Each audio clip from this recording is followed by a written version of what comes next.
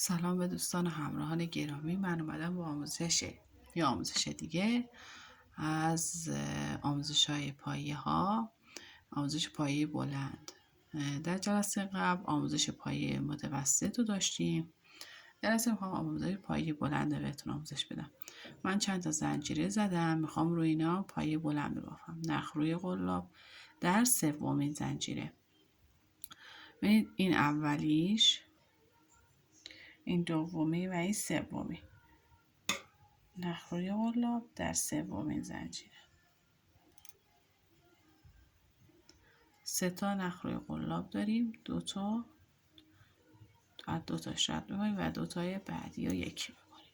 نخ روی قلاب داخل زنجیره میگیریم و 3 تا رو 2 تا می‌کنیم و 2 تا رو یک. نخ روی قلاب 3 تا رو 2 تا و 2 تا رو یک. نخ 3 تا 2 تا و 2 تا رو یک. اینم از آموزش امروز. ممنون که همراه ما بودید.